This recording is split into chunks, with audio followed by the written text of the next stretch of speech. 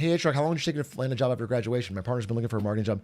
Dude, what a great segue into our next segment. I'm so glad you brought this up. This article is Gen Z is the most rejected generation in history. The ghosted generation. From college to dating, no one in history has been rejected more than Gen Z. I read this whole article. It's pretty fucking long, and I want to kind of summarize it for you and also get your thoughts. In that, I think it's very true. And obviously we've talked about some of the aspects of it, but it's laid out pretty starkly here, which is basically that in three main areas. The first one is dating.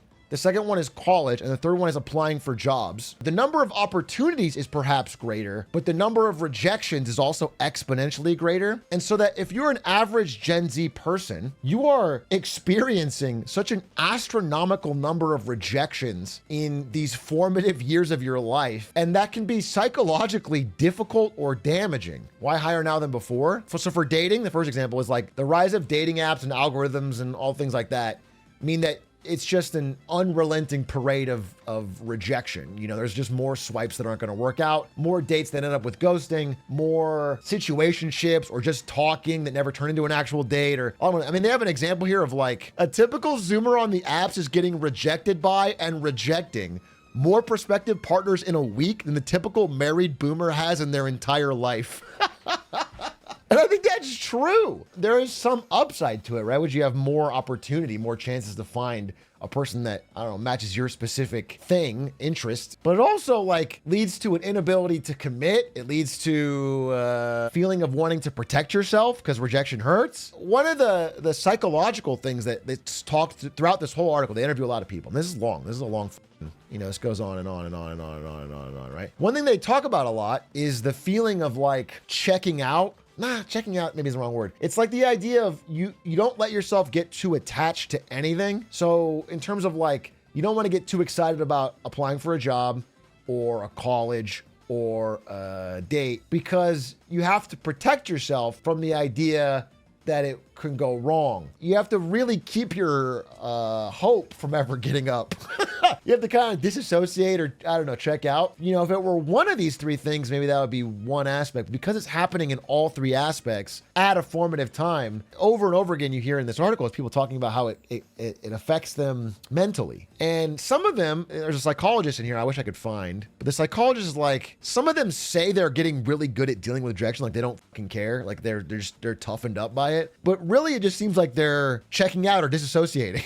You know, their idea of not caring and being strong is just like having no hope or passion about it. You know, it's like more cope than it. Yeah, it's like being real pessimistic and real. You know, that's not really the psychologist in here is like that's not really a solution. That's like a painful adjustment. That's not. You haven't solved the problem. You've reduced the short-term pain, but you haven't solved it. And so I just I'm not trying to like bring anyone down here. I'm not trying to like darken the mood. If anything, I think this could be an interesting, more positive discussion to hear that this is not something that only you is going through. But it is fascinating. And I want to say in response to your original question that I think it was just easier. No one has an easy as fucking boomers, legitimately, where it's like walk in and, you know, hand them a resume and you get a job and walk out. I took a year and a half. I was fucking struggling. But like just the scale of the rejections now is crazy. You know, the idea of like people putting in hundreds, 300, 400, 800, some people in this article are 1,000 plus job applications. You have to deal with hundreds of letdowns, you know? It's fucking exhausting. It's just exhausting. Human beings are not like super built for that. And then, you know, the way they do it, again, we can talk about all three parts of this, but the job part is like, yeah, look. You don't have any ability to get feedback. It feels like being in a hedge maze and there's probably a path through. And I agree, there probably is a path through. I mean, some people are finding ways through, but it's harder. And you feel like you keep running into walls and you're like, man, if I could just talk to the person who built this. I worked so hard for 4 years and I built this great network and support system. Now I'm just sending applications into the void. Yeah, this idea of like empty one-way communication where you're just fucking throwing out applications and you have no feedback, no human to talk to. No, it's been so frustrating. We're questioning all our life choices and it's just depressing. Yeah, I just would say you're not alone, and I don't think it's something about you're doing wrong. Not there's like different strategies you can apply. I'm sure there are to like increase your chances, but it's like I don't think this generation's any different. It's not like they're suddenly worse at applying for jobs or like less ambitious or whatever. I think it's just difficult. It's just more difficult.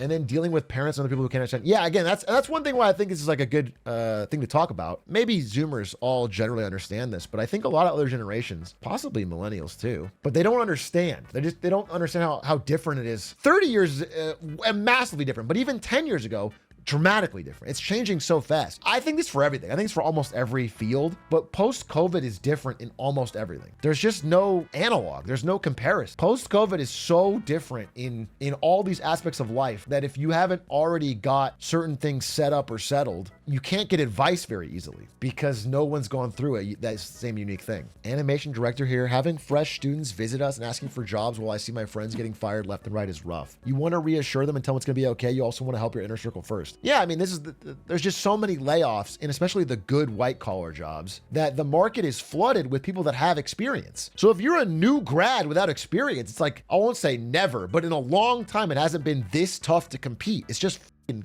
hard. There's fewer opportunities and there's more competition. Job market so bad I started following my dreams.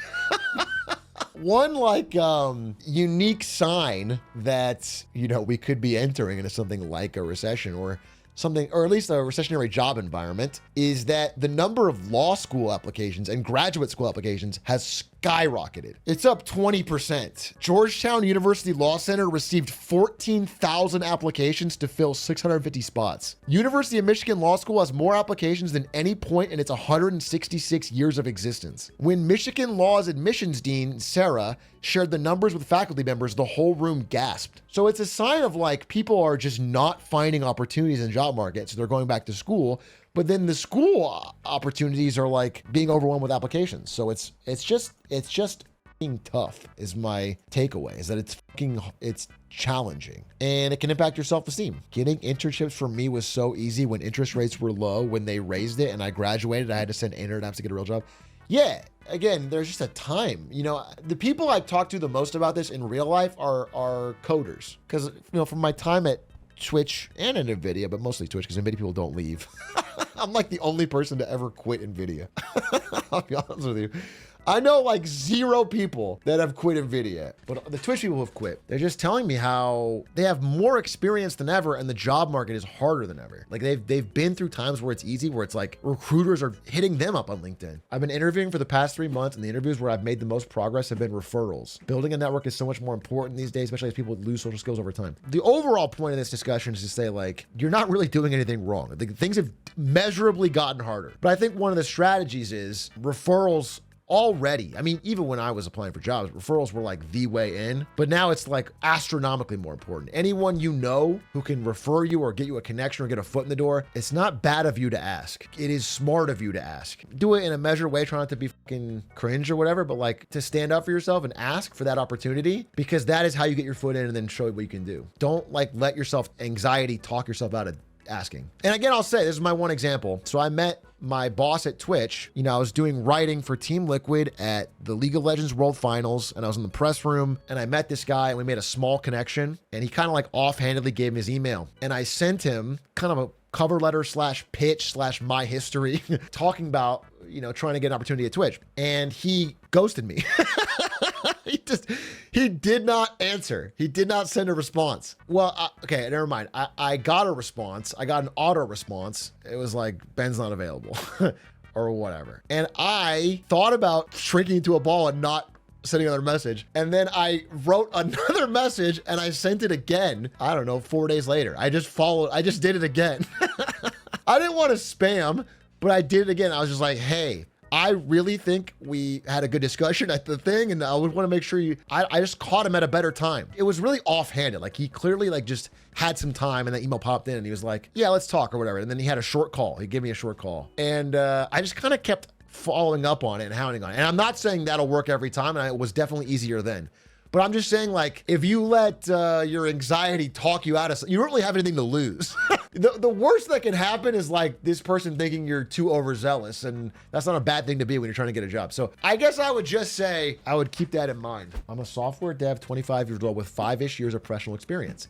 I've been able to get interviews via jobs on LinkedIn. Dude, isn't LinkedIn like the fucking hell of applying nowadays? Isn't LinkedIn Easy Apply literally ruining all concepts of applying for jobs? Isn't people just submitting tens of thousands every person and it's completely AI slop ruined? There's not a single, I just don't think that, I think it's completely fucked over the idea of that working because there's not enough humans involved in the process. I wish I could have, this was a different time, but it wasn't that long ago. When I first moved to LA, after I quit NVIDIA, I was still trying to find an LA job. I was planning to quit it. I was like, I'm gonna get a job for 6 months to a year and quit it, but I just want to have something in LA. You know, I was really concerned with stability and I didn't know about content creation as a solo thing. So I got a couple jobs. I got the job as director of marketing for TSM, turned it down.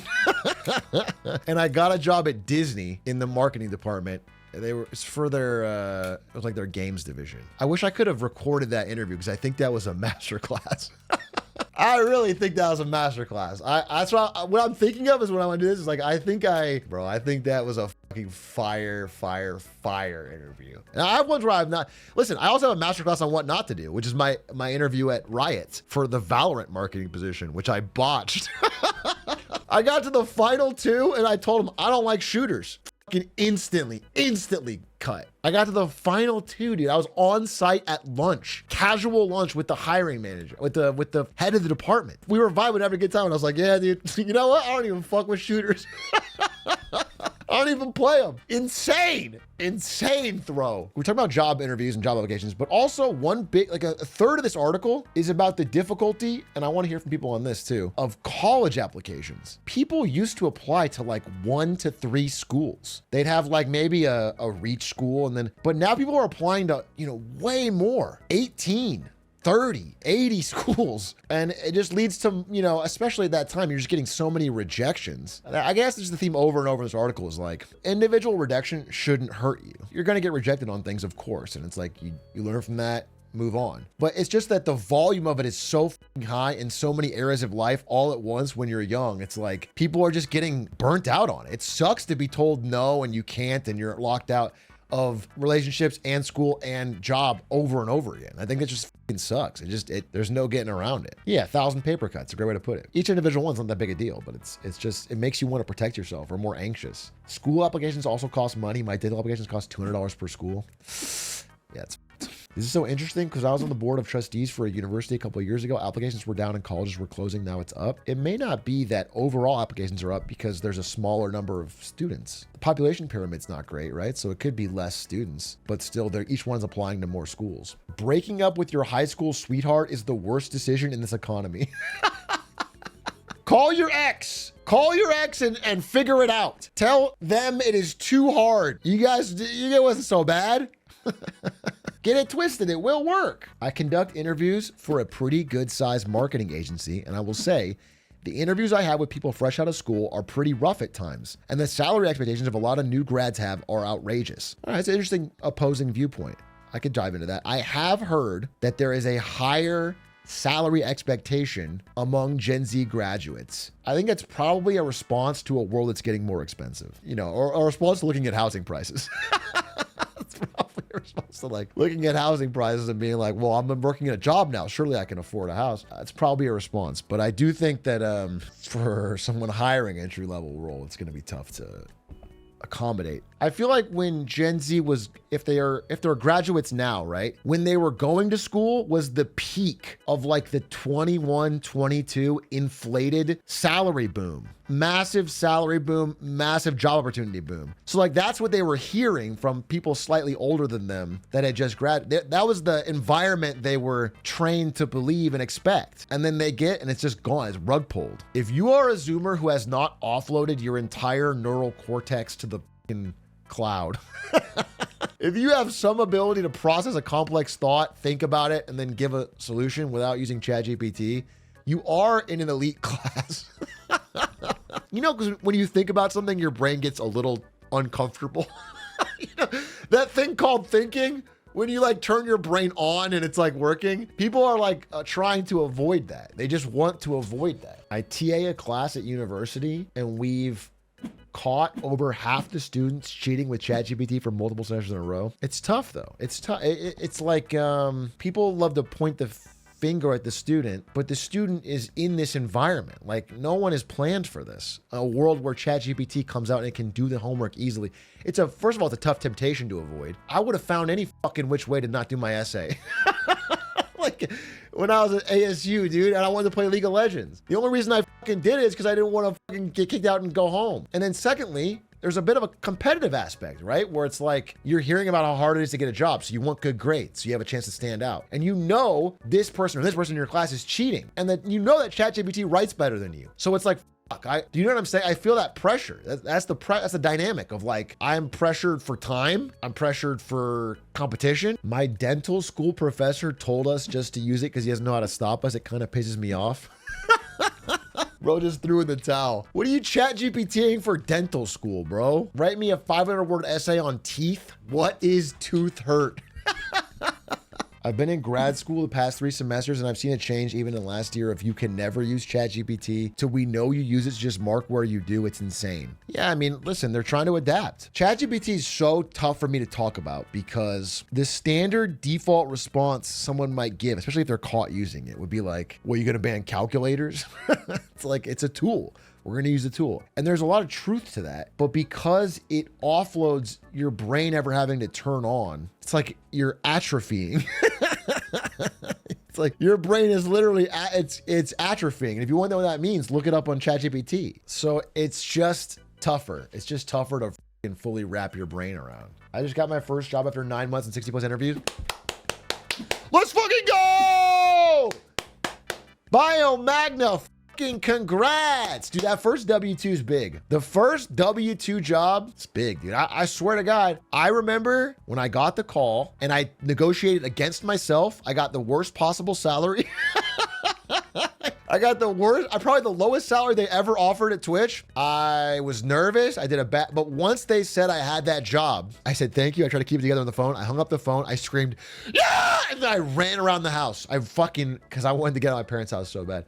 I ran around in circles. I was fucking losing it. I mean, I fucking popped off. So I'm happy for you, bro. Legitimately, super happy for you. I'm a teacher trying to get out because education is such a brutally rough place currently. And it's been incredibly tough to pivot out of education. I got one interview, got offered the job, signed the offer letter, and the executive had a meeting and said they couldn't afford me anymore. That fucking sucks. Dude, I've heard about this more often too. Maybe some of you experience this, especially with internships. There's like a huge rise in companies rescinding internships, especially paid ones, where like they make the offer and you think you're getting a paid internship and then they're fucking rescinding it. They're pulling them all back. That's fucking crazy. People plan their life and their future and they stop applying for other things, and rejection is one thing, but making the offer then rescinding it is a fucking heinous line. It's so egregiously offensive. Like you're really, really fucking over a person when you do that. It honestly should have a punishment. There should be a string attached to it, because making an offer to someone should be binding in some way where you owe them something. Some good faith binding. Yeah, something where it's like if they break it, they have to compensate you in some way because you've lost opportunity because you thought the job was yours. I used Claude and pressed record as the interview asked coding questions, and then I rewrote what it gave me. You're the problem! Armo, you're the problem. That's what everyone's talking about. It's so funny because these strategies, they can work, right? But they're only gonna work right now. Like there's such a small, tiny window where it might work. You might get caught doing it, instant lose, but like, because everyone's trying this shit, it's like eroding all the systems that used to work to figure out and find human talent. And it's just weird. It's just such a weird time, man. Bitcoin fixes all of this. Really? Bitcoin fixes dating, colleges, and jobs? That's fucking sick. I didn't know that. All of Gen Z's problems could be solved by perhaps selling a kidney and investing in Bitcoin. By reading the Satoshi white paper, it hurts having a friend that genuinely thinks like this. Look at this guy bragging about having friends. You know, there's some people in here that would kill to have a friend that is into crypto. That's annoying them with crypto talk. All right, Pei Tong. So think about that. Like, for example, I've got stupid ass fucking Aiden telling me to invest in CSGO knives every day. Do I think it's annoying? Yes. Do I appreciate him as a man? Yes. I'm glad I have this friend who's constantly telling me about his fucking stupid ass CSGO knife investment. People are role-playing friendships with ChatGPT. You know what's so interesting? So I think ChatGPT is actually a truly incredible learning tool. And I even think in like a Nathan Fielder audition kind of way, even using it to practice talking could even be useful. I don't even think that's a problem. The biggest concern with this for me is that the friendship you have with ChatGPT is going to be better than a human could provide. Because real humans aren't so attentive to everything you ever said. They don't remember all your little fucking details. They don't validate everything you say. They don't constantly go, wow, you're so right. I never thought about it like that. They don't make you feel so good about every edge case thought you have. But AI does do that. And so AI is more comfortable. It's just significantly more comfortable to talk to on these things, whereas humans are messy and difficult. And I that's my biggest worry, is not that people are getting some practice or trying something, is that they won't enjoy talking to humans because they don't make them feel as comfortable or easy. It's a little bit too agreeable. It annoys me so much when the AI is agreeing with everything I say. I need conflict and yeah, I hate it whenever I put on ChatGPT voice and I'm like, debate me on, I don't know, Japanese government bonds or something. That's a real thing I've done. And then I try to have it create a prompt question, and then I take a stance and I want to hear it like poke holes in it or whatever. And it's kind of useful, but it always is so nice. It always is like, well, that's a really interesting way of thinking about it. And I'm like, if it's wrong, if this thing is wrong, can call it dumb. And I feel like if you try to give it instructions on that, maybe there's a way to do it. But whenever I try it, they forget it instantly. It doesn't hold. And then I end up calling it a clanker.